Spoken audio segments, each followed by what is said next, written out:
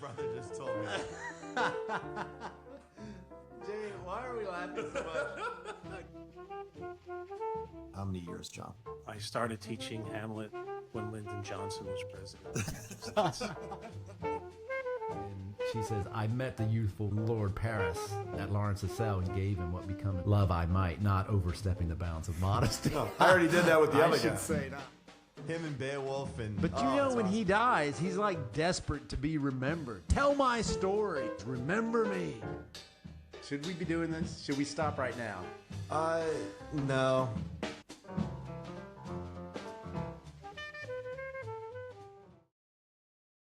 Hey, Jay, seems like we were just recording the other day, and we're back for another episode. What are you doing tonight? I am talking about the Odyssey with my friend Paul in Ohio. Yeah. Yes, and you're still out there in Massachusetts. Did you guys get snow this week at all? Actually, no, it was like insanely cold last week, and now it's like Aruba. It's like 35. Yeah, I was gonna get my swim trunks out. Yeah, warmed all the way up. I just want to tell people before we went on, Paul and I were both if you're wondering, if anybody's wondering, are they really nerds? So I would like to dispel any doubt. Thank you, the Jay. extent of our nerdness. Paul isn't teaching the Odyssey in his curriculum this year and the classes he's teaching. And for whatever reason, I just decided with my freshmen to try a different second semester strategy. Most of my second semester historically has been covering the Odyssey. And I have teaching ADD. I'll be the first to admit I get bored. I change things. Yeah. But yeah. the more Paul and I talk, the more I miss it. So I've already put it on. If I have freshmen next year, I've already put it on my list. Yeah, you got to get back to it. I just have.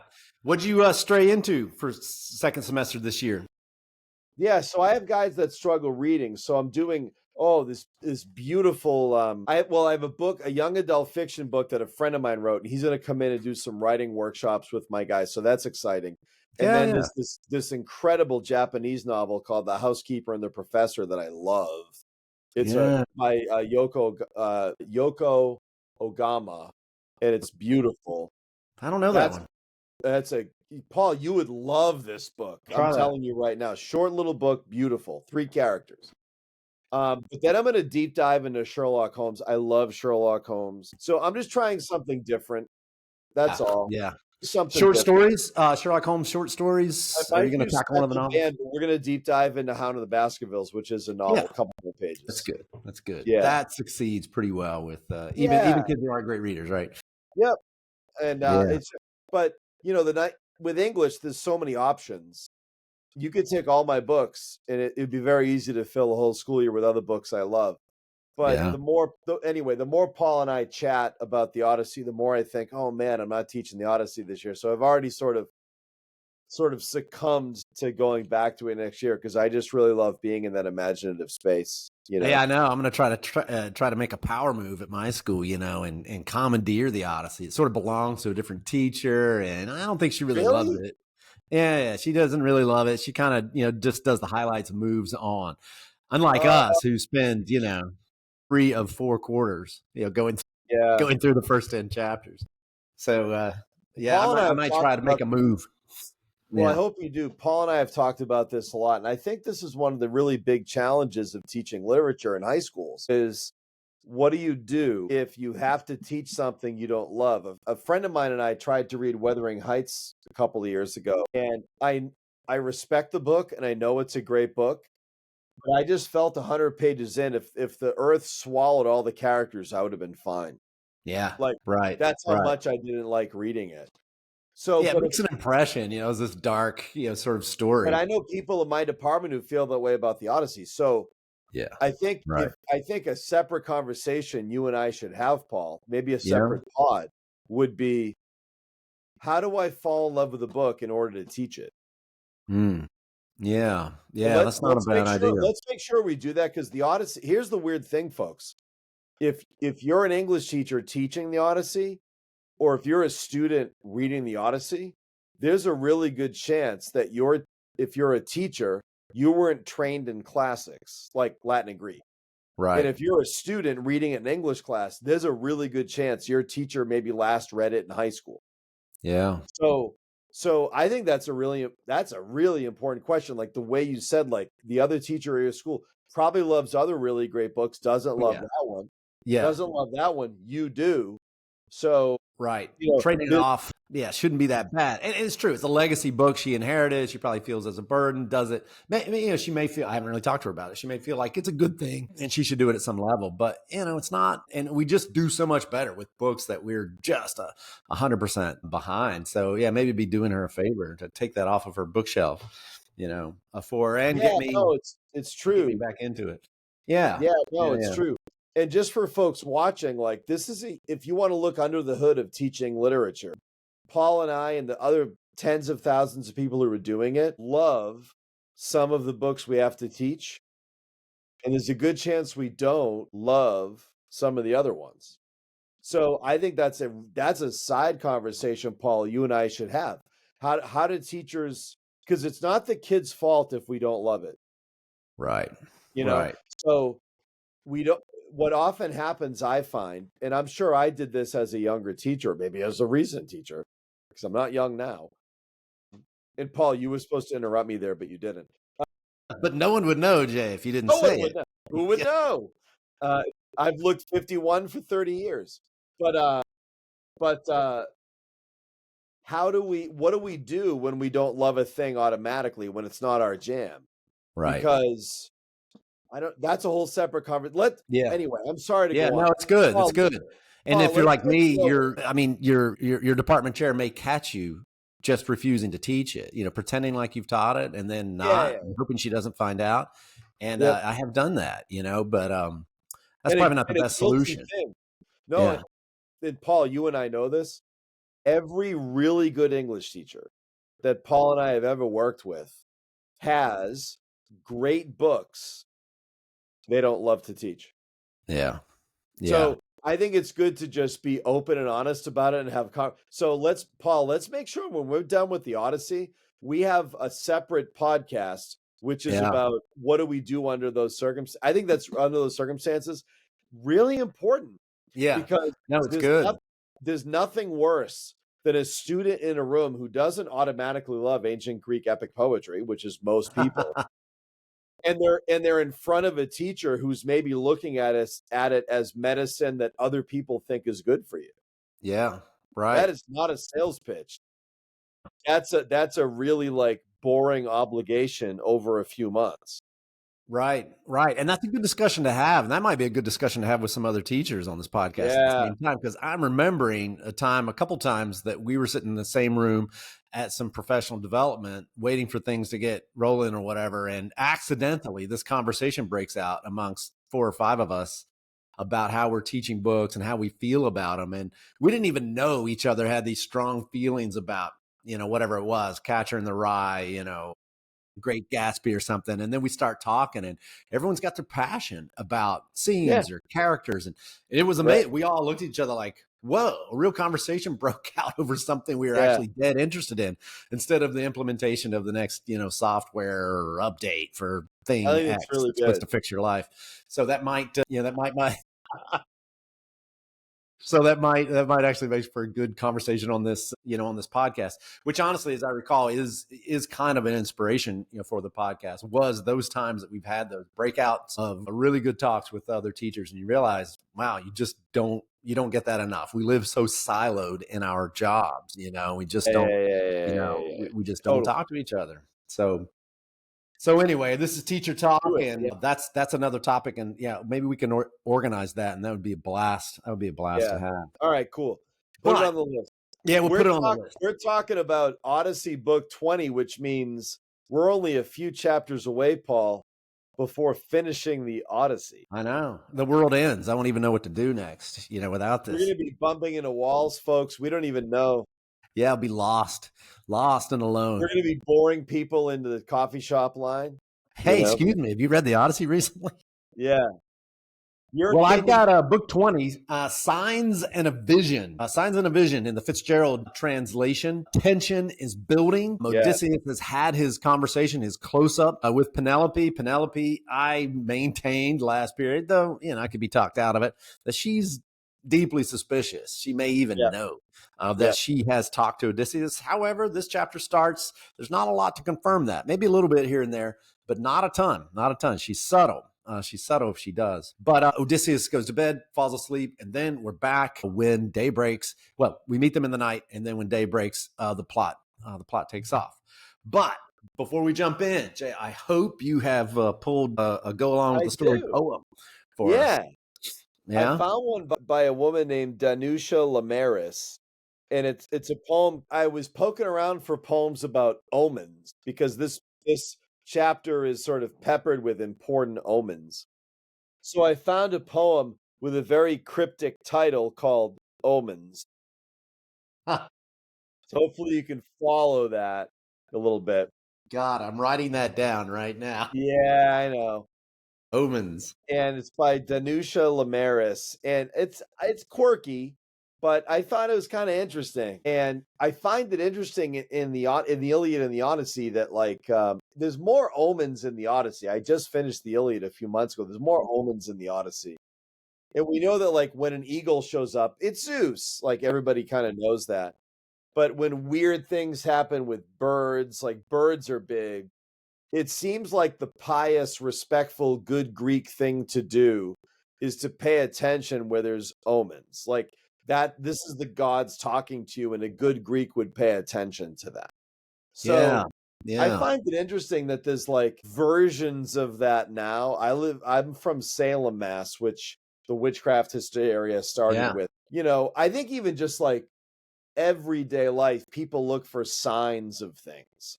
So this is a poem that kind of acknowledges that in a kind of funky way. So it's a poem called Omens by Danusha Lamaris. All right. Out here, we read everything as a sign.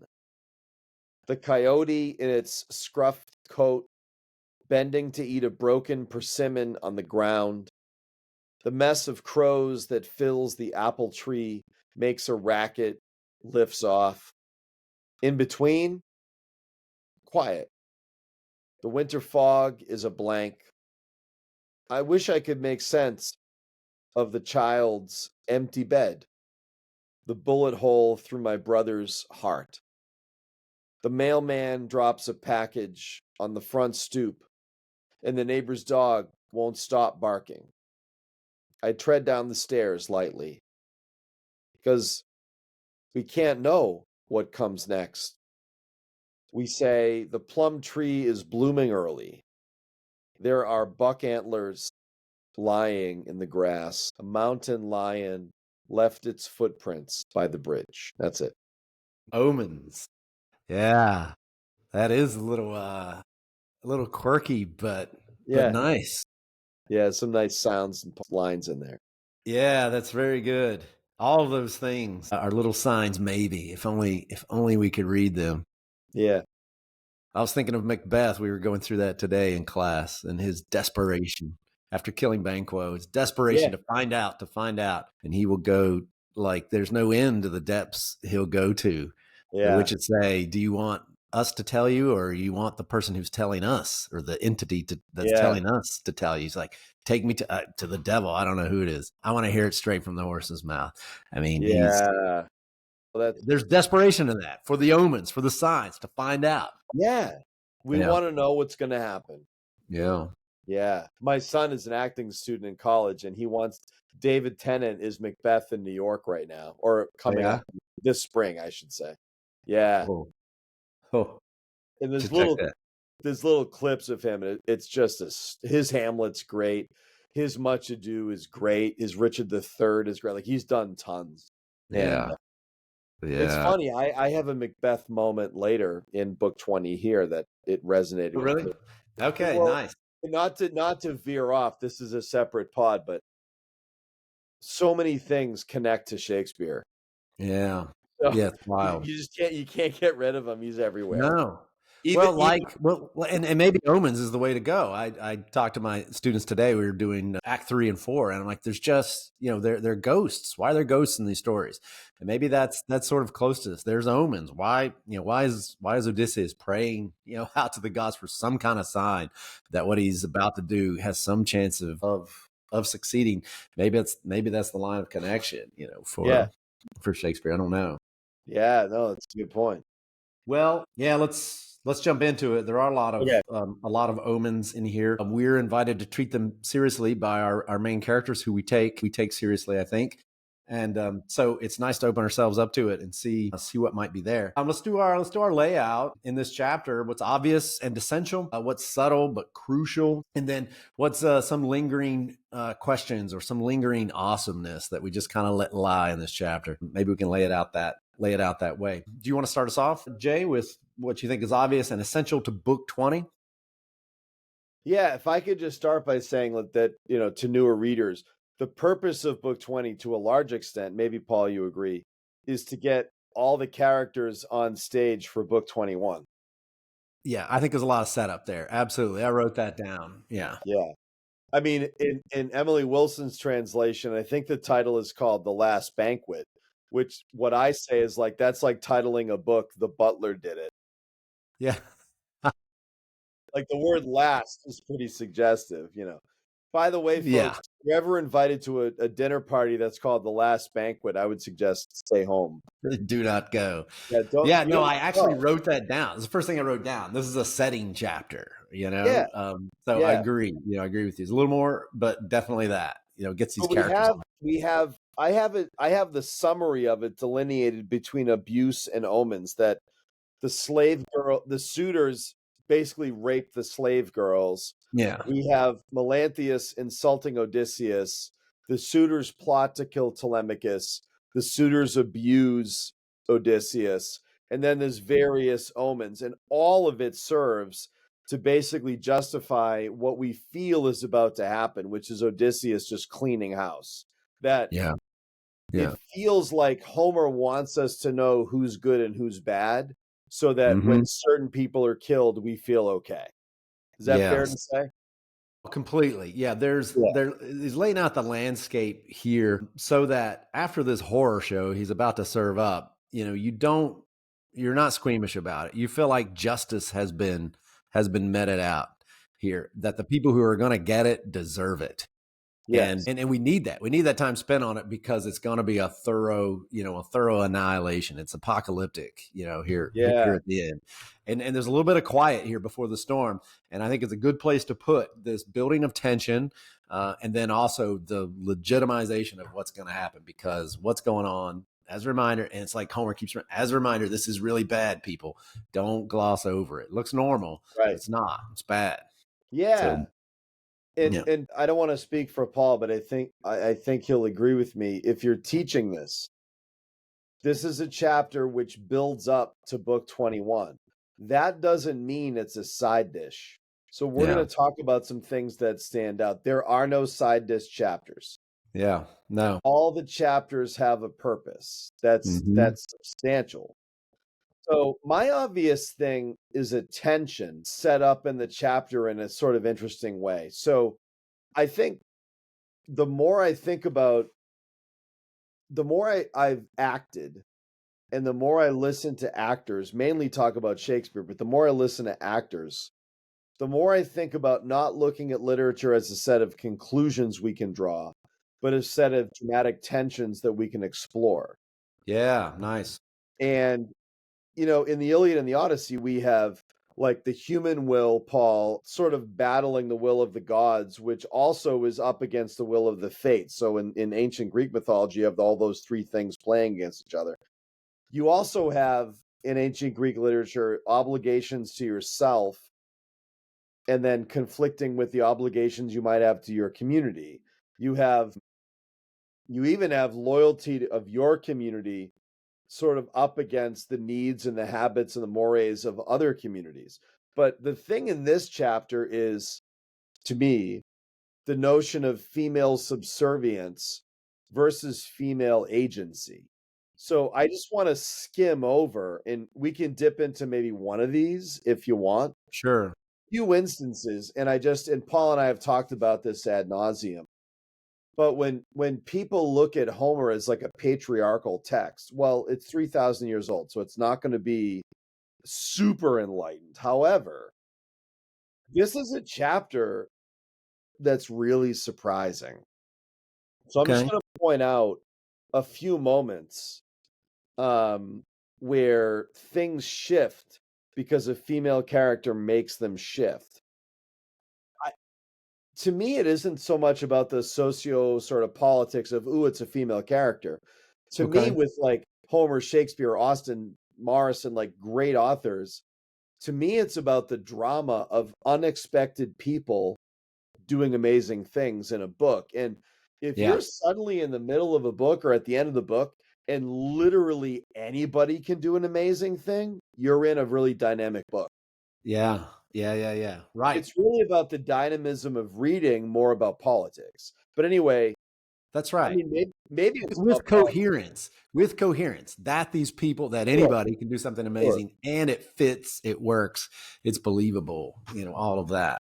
Yeah. So I have a handful of examples of female characters being very powerful in this poem in ways that maybe aren't expected.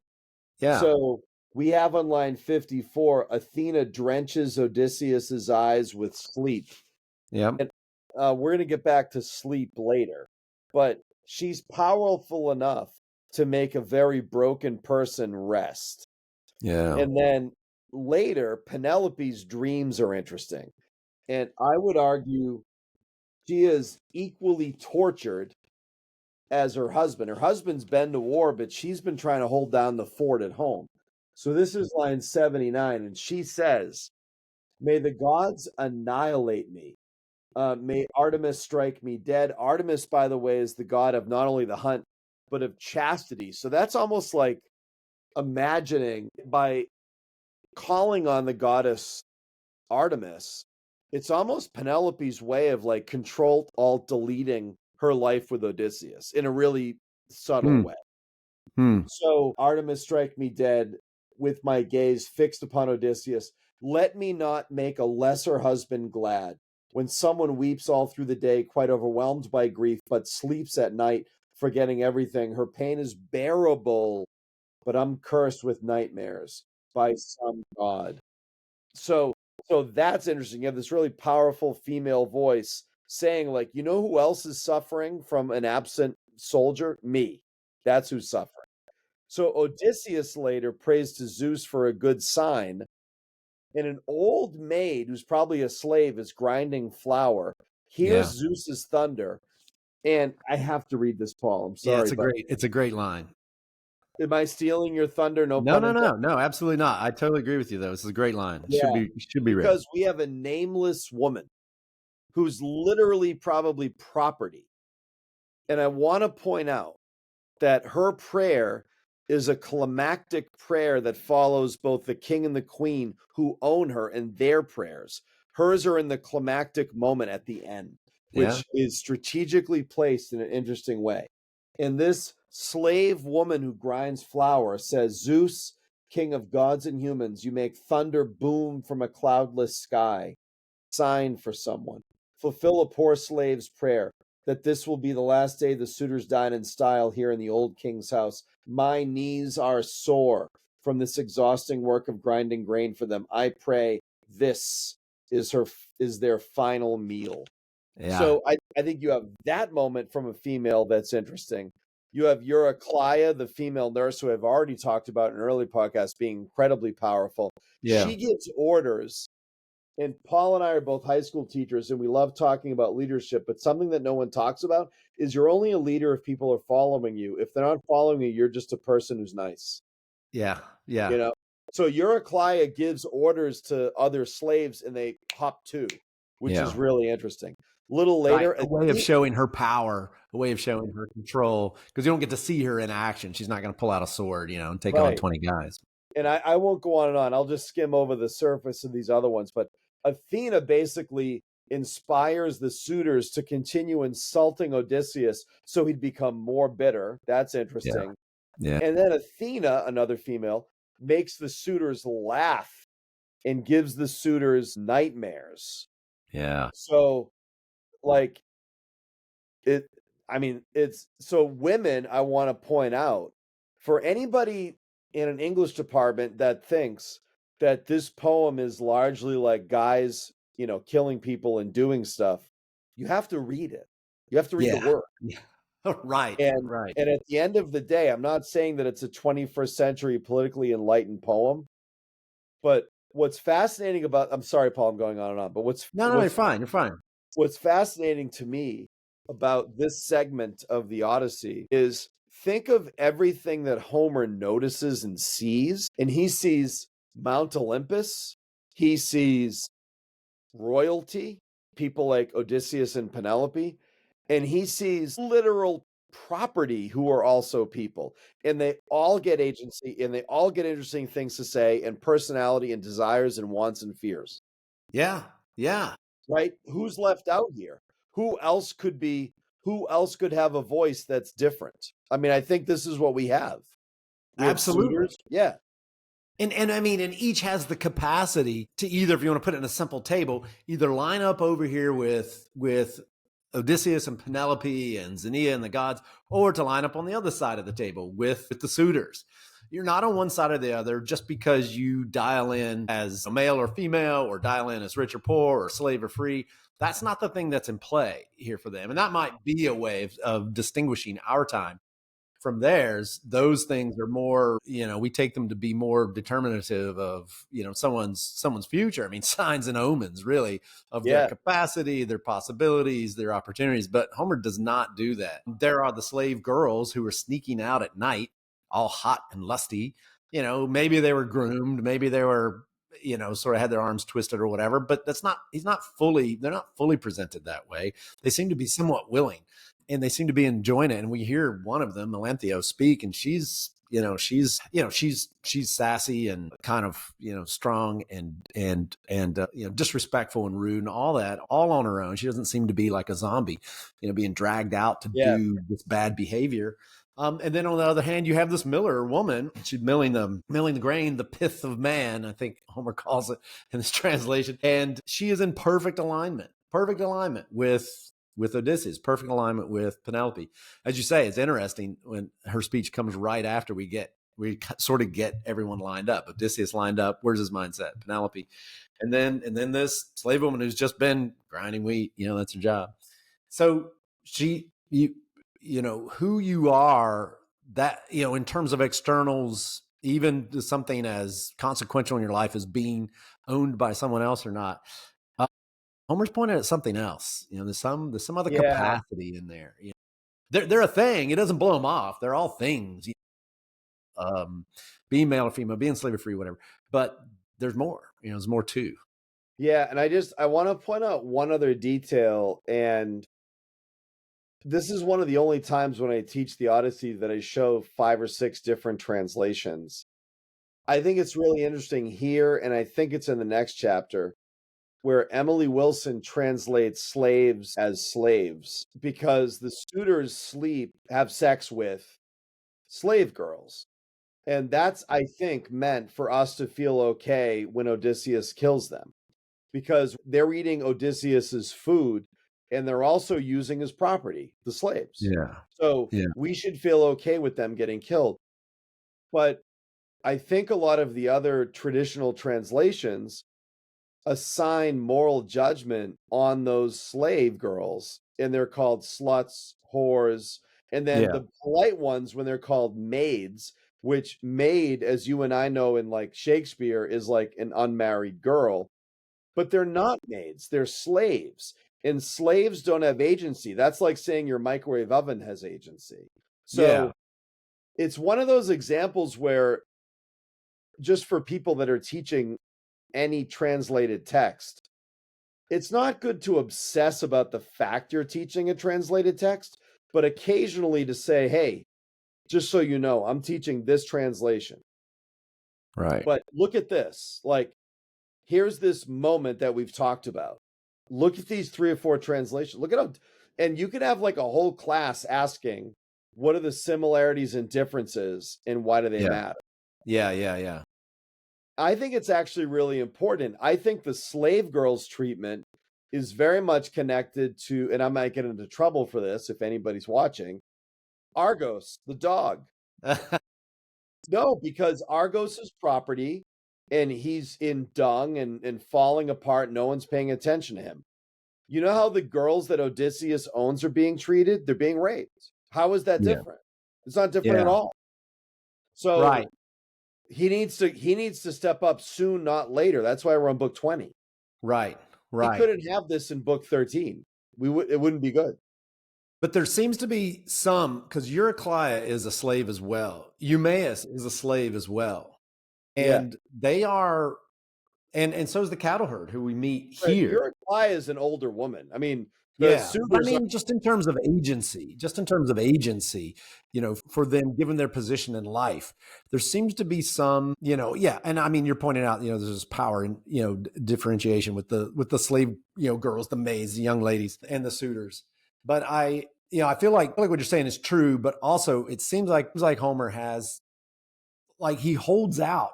Certainly Odysseus holds them responsible. Odysseus thinks that they could behave differently. Odysseus thinks that the slave girls could be loyal to Penelope. He seems to think that. We might disagree with this is him. an awesome conversation. I would talk.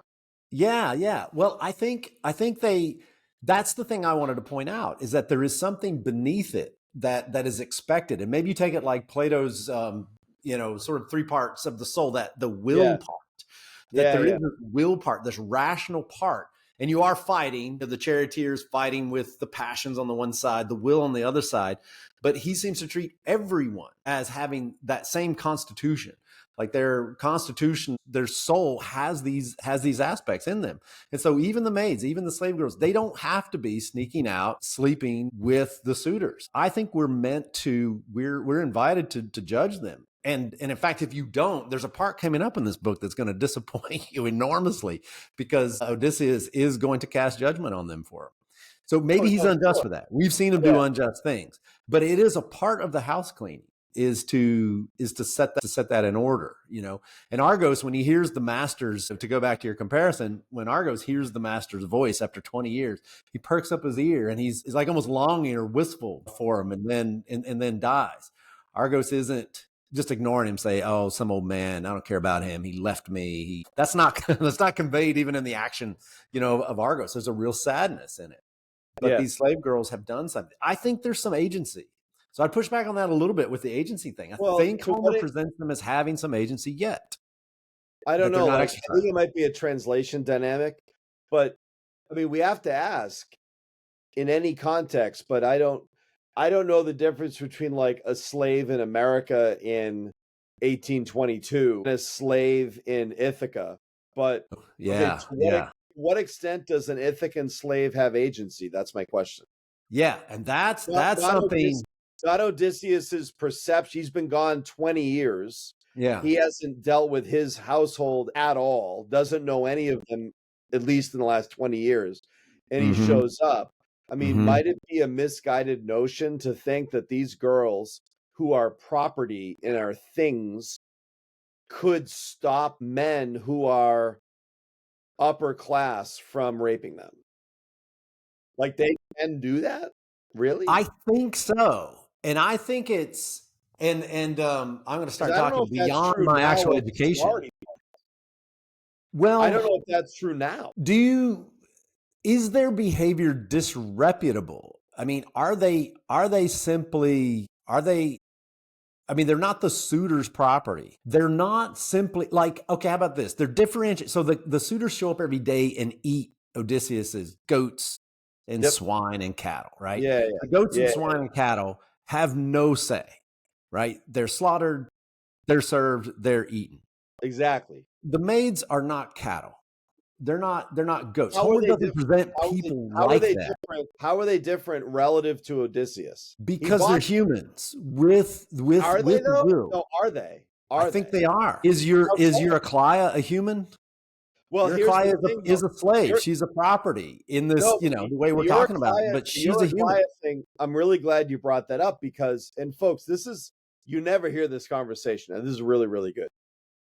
Eurycleia, this is really good, Paul. You're making me think of stuff that I haven't thought of. The Eurycleia thing you bring up is so important, I think.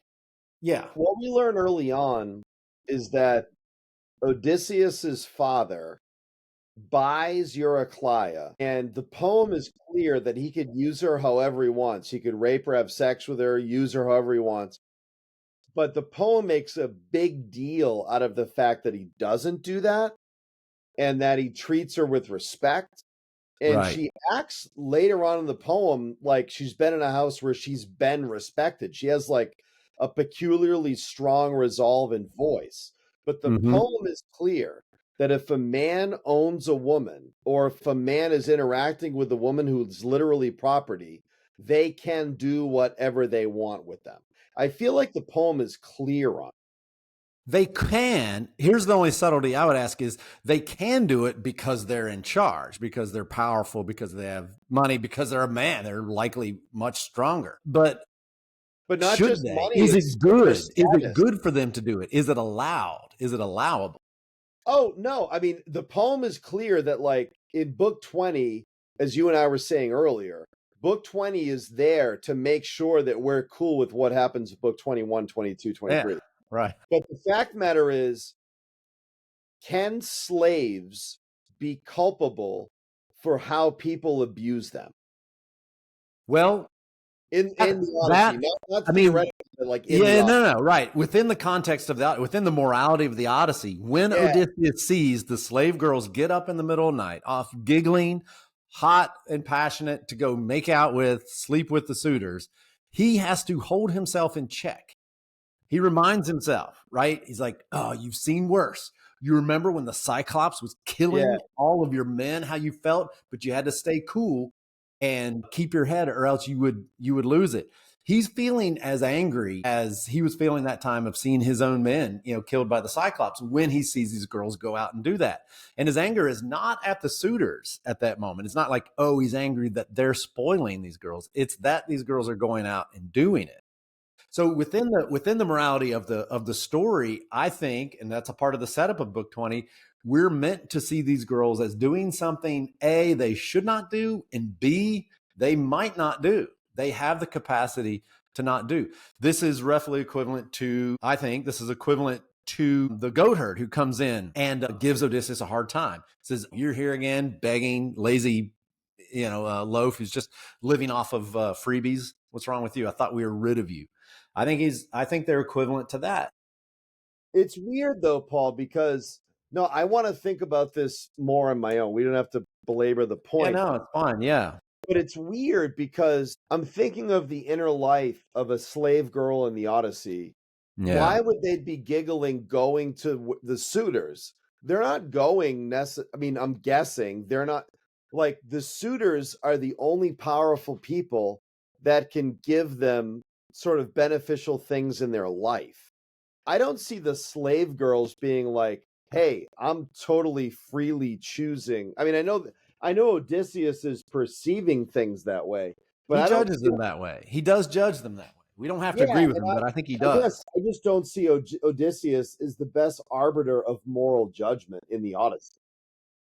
Like, right. To be honest. But if ever he was, Jay, now there are some things in his past, but if ever he was, book 20 is the setup book. If we're ever going to give him anything, we have to here because it's setting up this killing. I think, and this is something I would like to make a study of, and I haven't. I think the difference is, as you put it, like they are literally property. I don't think, this is my guess. This would be my research question. One of my research questions, if I were going to actually do this research, which I should do, is I just don't think slavery in that time worked that same way. So slavery lasts in the American South long, if you're going with my theory, long after there is any sense in which, let's say there's a big house like Odysseus's house, there are no corporations, nobody's going out and getting a job. Not everyone can run home places. So people are going to work with other, let's call them successful or large farms for whatever reason. Certainly the king of a land, right. Part of his duty, part of his job is to, I think we might even say, employ, certain people. And that might be being too generous. Yeah, I'm happy to hear that. The American South, obviously that's not something that's going on. A, B, the American Southern slavery is chattel slavery. It's a whole different thing. People are thought as property and are roughly equated with animals, with farm equipment, essentially. And people nobly, believe they're kindly helping out this inferior race or something like this. I mean, it's nobility to their way of thinking. I don't see that in the Odyssey. I don't see, it's not race-based, it's not genetic, it's not cultural. This could happen. You hear this over and over. This could happen to anyone. This could happen to Odysseus, right? He could be enslaved. You're 100% right. It's a different I world. think that's Paul. And I just want to say, like, to teachers, the conversation Paul and I are having, to me, and you might agree, Paul, this is like a dream conversation if you're teaching the Odyssey. Yeah. And it might not be about this issue, but it's about something that the Odyssey is clearly dealing with, but it's not a philosophical tract. So it's a complicated, messy set of lives interacting with each other, and it's not perfectly delineating what everything means. Mm-hmm. So we're just noticing the complexity of this issue and wrestling with it. And this is the beauty of like discussing and reading this book, Paul, I think.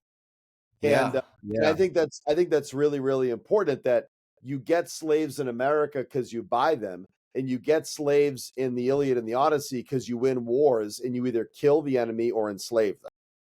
All right. So and I just, destroying the countryside and leaving, the women and children or the men who weren't about. I mean, that's as much as killing them, I'm sure, in many cases. So you take them with you. Good. No, and I'm really glad that's a whole world. I don't know, and that's something someone who really know more about it as well. It'd be really interesting. I would like to, but I feel like what I like about this, that I feel, is that, even Penelope here, who has a lot more power, she could be behaving a lot worse. We're given parallel examples. Agamemnon's wife, for example. Yeah. And Penelope herself could be violating what's good and decent, even though she has the power to do it, and no one would, she could get away with it.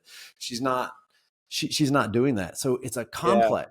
Yeah. It's a complex moral web here. But the thing I'm hanging on to is that, and I may have to give this up if I do more study, but is that Homer presents humans with this same sort of Platonic charioteer soul, where you are guiding your own life at some level here. Even as a slave, you're wrestling with parts of your soul to get wherever the fate or the gods can take you. And that's always on you. You're praised if you do it right, and you're blamed if you do it wrong. And you can't say, yeah, but I was a slave. That doesn't seem to be.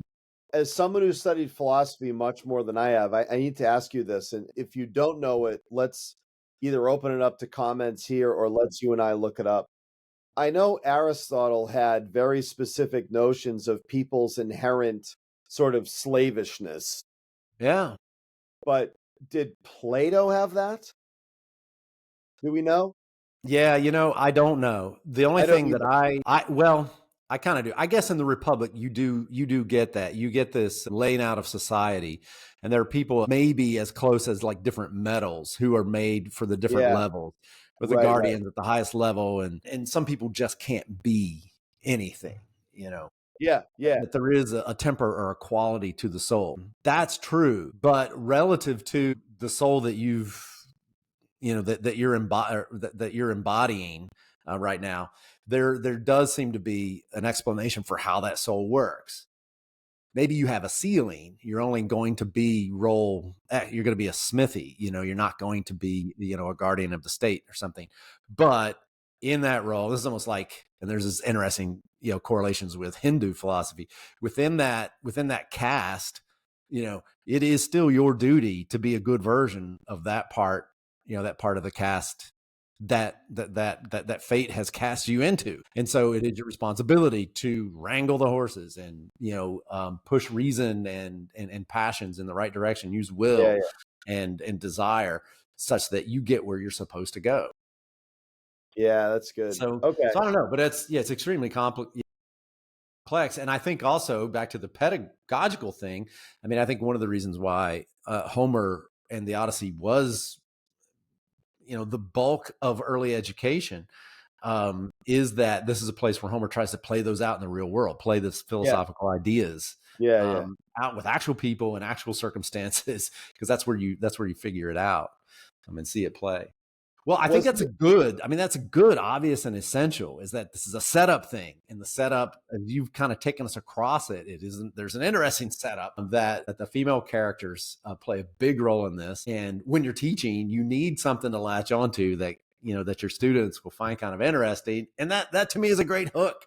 That's a great hook. You know, the most patriarchal of all patriarchal books. Okay, if you want, but as you said, you have to read it and understand what it's presenting.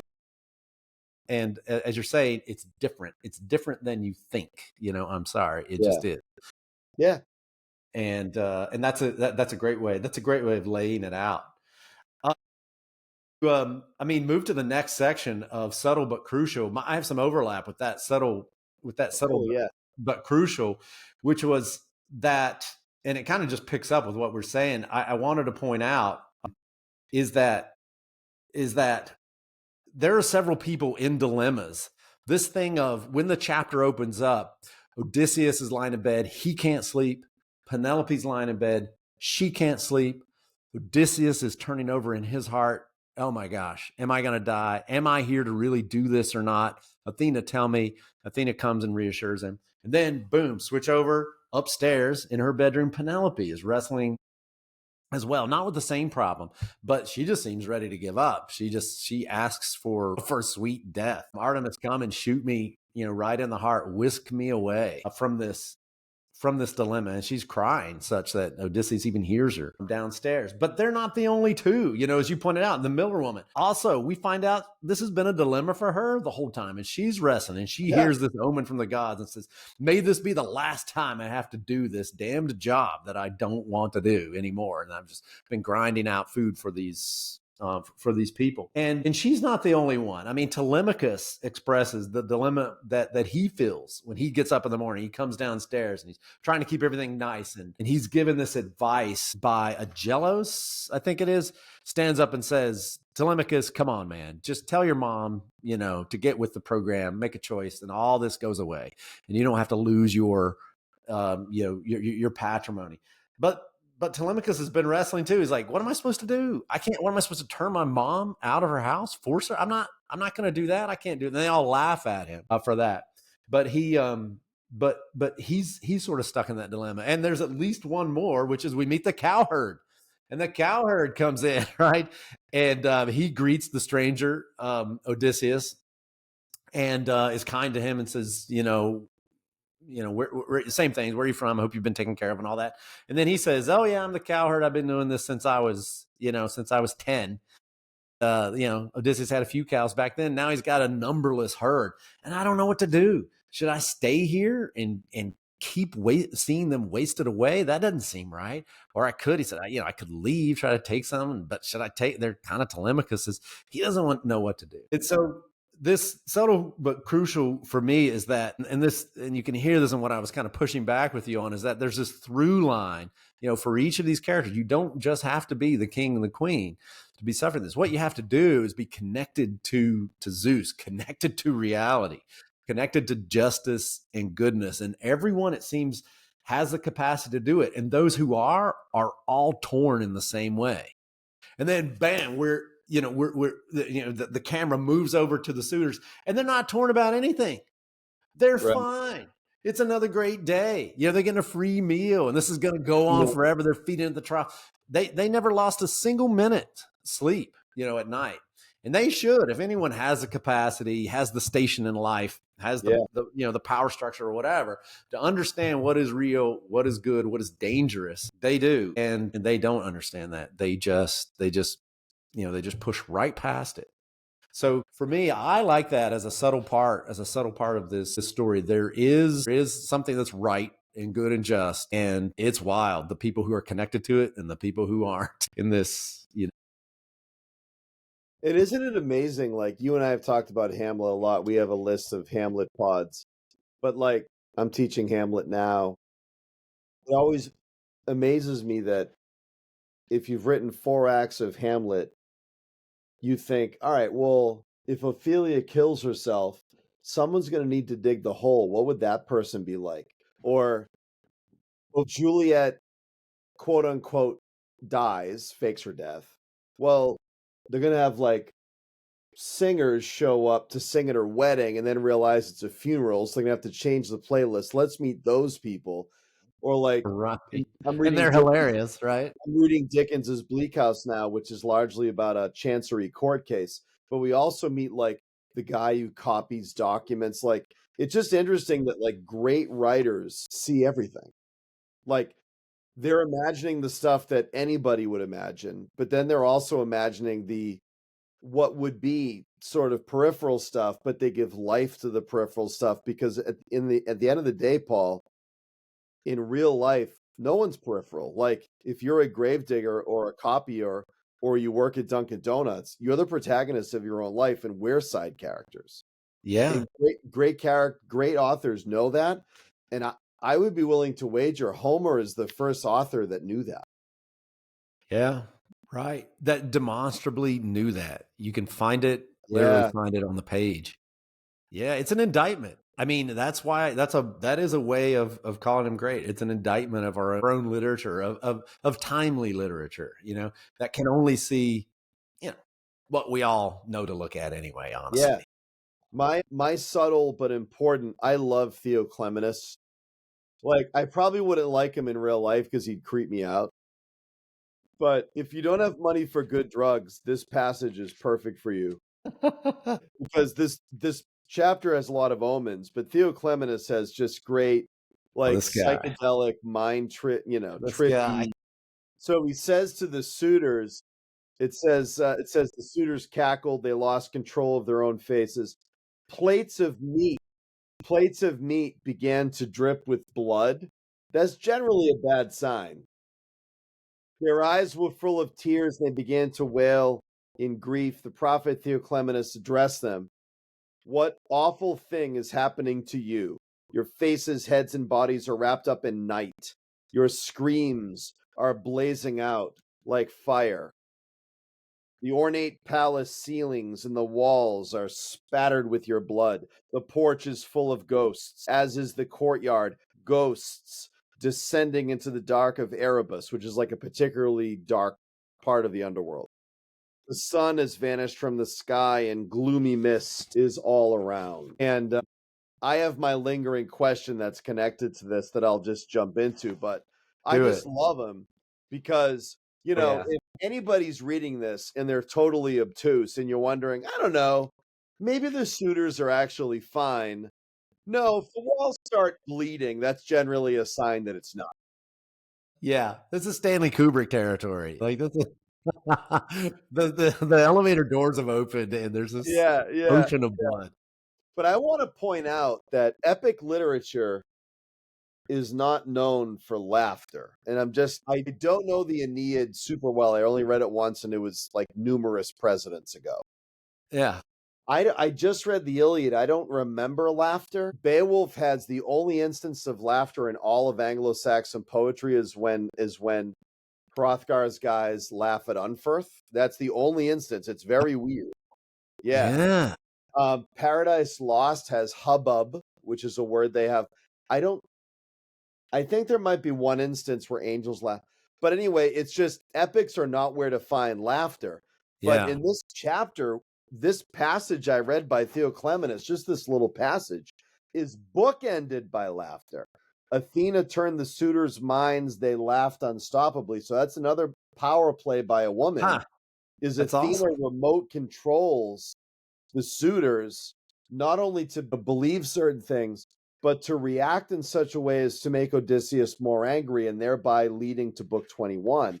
And then the chapter ends at these words, they all laughed. So they not only laugh, but they at the end, they do the thing that is the least pious thing, which is mocking an omen, which is a belief of what the gods think was going to happen. That is being a bad Greek in the Iliad and the Odyssey. Yeah. So that is a great thing to point out. That's true. You don't get these passages of laughter. And it is almost funny in this. Like you could see it filmed, you know, these guys just laughing their heads off. And you would want to laugh because whenever people are just rolling over, like they're splitting a gut, you know, laughing.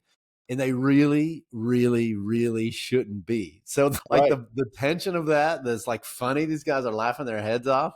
And then while they're doing that, Theoclemenos is quoting like something from the book of Revelation, at them, Yeah. Yeah. you yeah. know. Blood and eagles and okay. There's just the whole world consumed by Have fire. another drink, Theoclemenus. Everything's gonna be fine.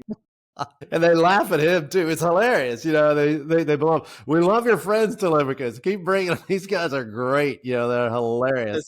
Theoclemenus definitely lives near the dispensary. Yeah. And then he leaves. He's heading back to the dispensary. He's like, I'm out of here. These guys are laughing at me. I need stronger stuff. But I warn you.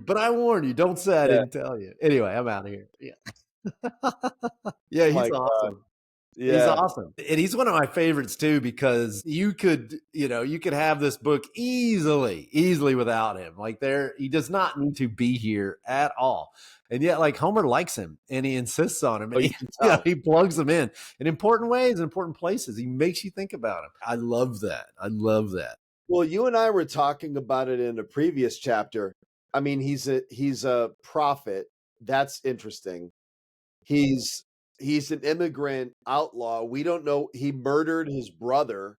Like, he's a mixture of a lot of creepy wild card kind of qualities.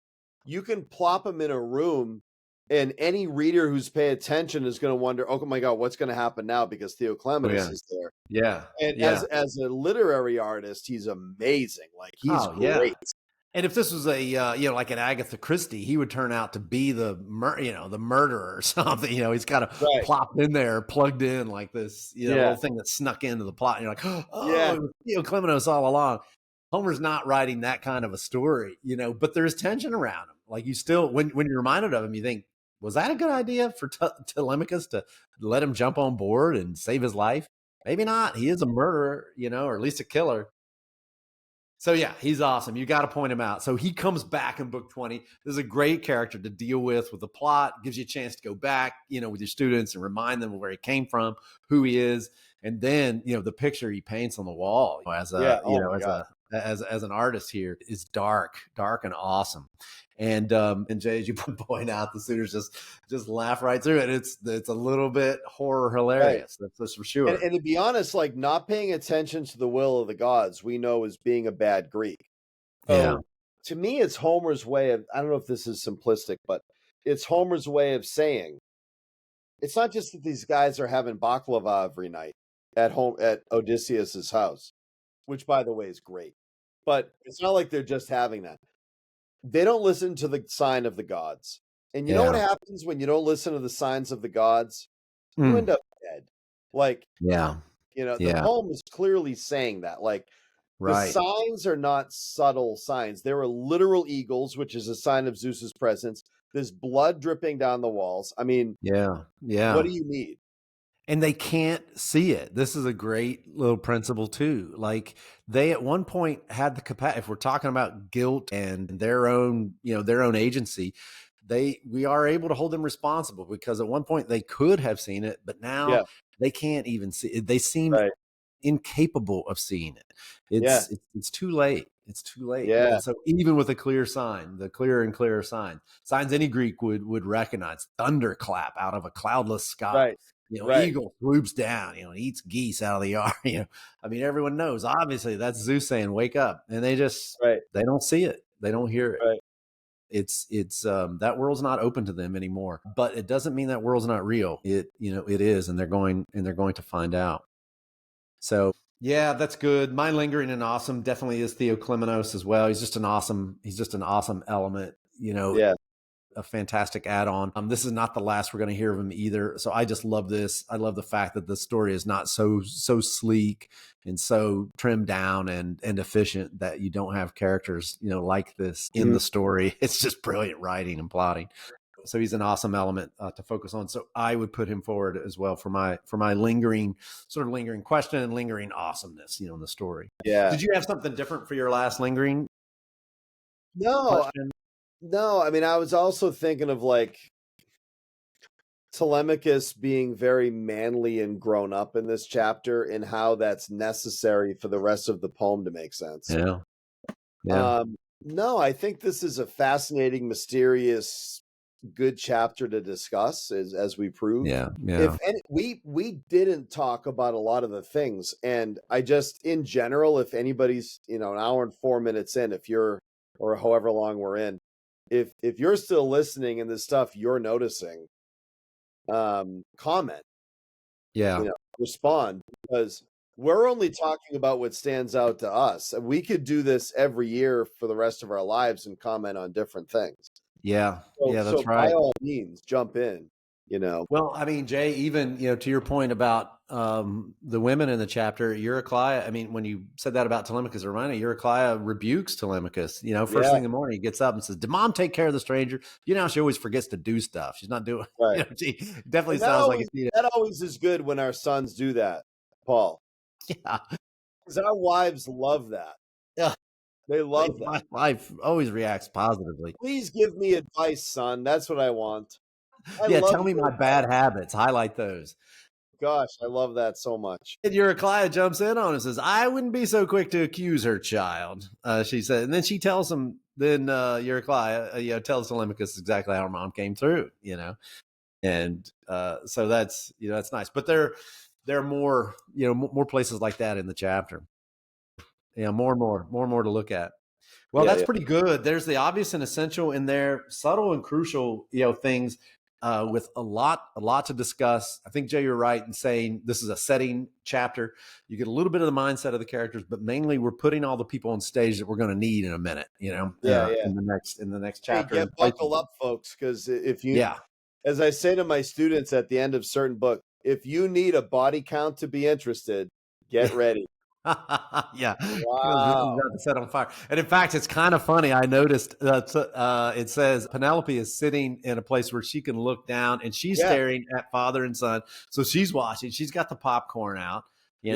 She's waiting to see. Telemachus ignored the suitor's talk. He kept his eyes in silence on his father, waiting for the first sign, waiting for the first blow. So he's waiting to jump in, all eager. And Penelope, maybe some sign that she thinks something's coming, as I was indicating last chapter. Maybe not, I don't know, but that's what we're supposed to be doing too. Sit on the edge of your seat and get ready to see this whole thing come down, because it's about to. Yeah. All right, I think that's good. That's book 20, and then we're ready. We're on the downhill side of this thing. 21, 22, 23, 24, and it's over. So all right, unbelievable. Yeah, I know. I can't believe we did the whole thing here. All right, Jay. Well, thanks for those insights and for pointing our attention in the directions that you did. That was really good. And as Jay said, love to hear from you in the comments on this. Things you've landed on, things that have worked for students, or questions you have. I love to engage with you on that with Teacher Talk with Paul and Jay. See you next time. See you, Paul. Good night. All right. Good night.